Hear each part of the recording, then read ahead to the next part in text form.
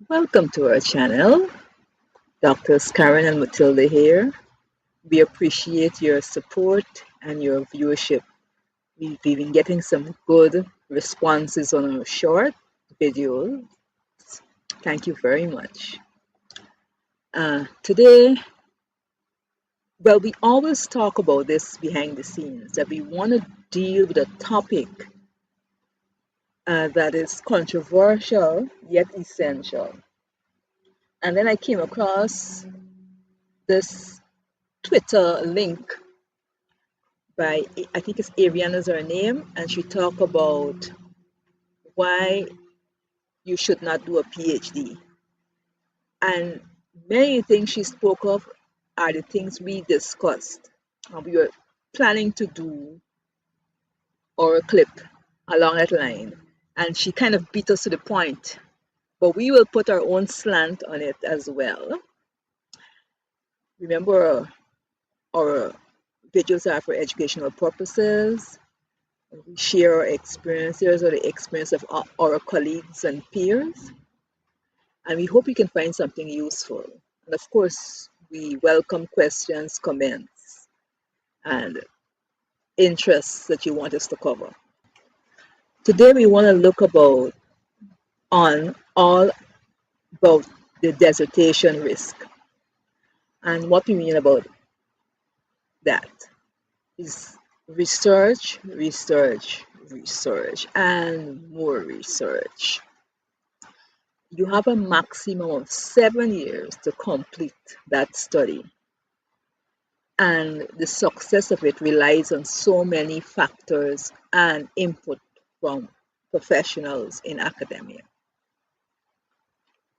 We tend to have a romance with the idea of having a PhD. However, to complete it takes grit, tenacity, and stick-to-itiveness. We talk about Ari's office hours, and she has a clip on Twitter, and we'll put in the comment section in our video that talks about the process of doing a PhD. It's not a test of intelligence. It's really a grueling 5 to 7 year test of endurance. It's if you have that ability to, when things go wrong, to still hang in there and complete this program. Remember, we talk about it's all about the dissertation. So you have endless writing, rewrites, rejection, even spin-off. Sometimes your idea completely changed from the original one. You have so many people commenting on your paper and putting in their own slang. And they can, if you're not very careful, they can twist your paper into something that you don't even recognize.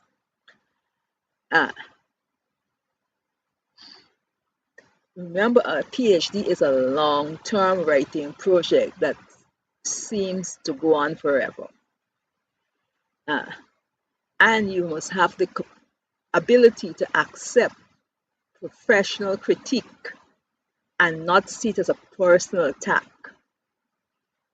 because this is going to bruise your ego if you think you know so much and you're not teachable, or you think there's too much corrections and the university is changing landscape is affecting your work. We're talking about the rewriting and the many drafts you have to do, but then there's also another component, the supervisor lottery. I love this word because you don't know the nature of the beast until you're in it. You don't ever know what type of supervisor you'll get. Everyone is a great supervisor until they're not. That's the reality. So you may end up with the ghost, the person who you never see until they're at an event or a presentation, and then they expect the world of teachable and knowledge from you that they have not really given to you. Then there's the intimidator, the person who just criticizes you left, right, and center. You can never do anything properly, but they're never there for you. And then there's the one we wish we could have at all times, the master mentor, the one who becomes a research partner, the one who nurtures us, guides us through, not hold your hand, but they generally create activities that nurtures your natural ability in academic. They're rare, but they exist. And many of the other types of supervisors have that in them too. Uh, but most times it's not a very popular quality. Supervise themselves to nurture themselves into becoming that master mentor. Another thing to note, no one's going to hold your hand. If you need clear instructions on ending guidance, the ambiguity of research is going to drive you nuts. The student, as I point out here in this slide, consumes information, thrives on clear instruction, relies on constant feedback, and requires a structured time. The scholar is a producer, can handle the ambiguity and the intense isolation and the lack of clear guidance and milestones. Sometimes it happens. You're able to navigate that successfully. And once you do, you're realizing you're becoming a scholar. If you're doing a PhD hoping for increased earnings, you'll be very disappointed. This is the lowest earning job on the planet. You are seen as a student researcher or investigator by the university. And so you're barely paid a living stipend. I don't think many people get a salary. Maybe if there's scientific research, they may get a salary if they patent things and so on. So the opportunity cost of doing a PhD is that your income is driven down from industry, way down, and it doesn't increase at the same margins as if you're in industry or corporate or you're employed. So the opportunity cost of doing it is lower income. So you need to bear that in mind when you begin to do your PhD or plan for it. If your workplace sends you, they will continue to pay you your salary. You're lucky. And then you have to serve back that time with them. But if that doesn't happen, you barely get a stipend to survive. In this clip, we really dishing out the tea.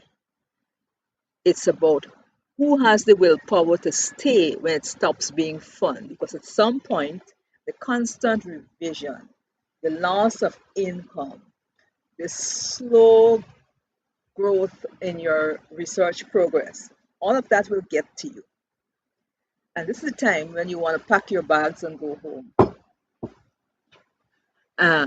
And if you can get past that phase and realize that your intelligence will challenge your IQ, a doctorate is a great equalizer. It will challenge you in so many ways. And if you don't have that inner resilience and strength and perseverance to move forward, you will likely not survive it. This look as though is one of our few clips that will go beyond 10 minutes. And in order to deal with this topic in a comprehensive manner, I think we'll go over a bit. So thank you for your patience.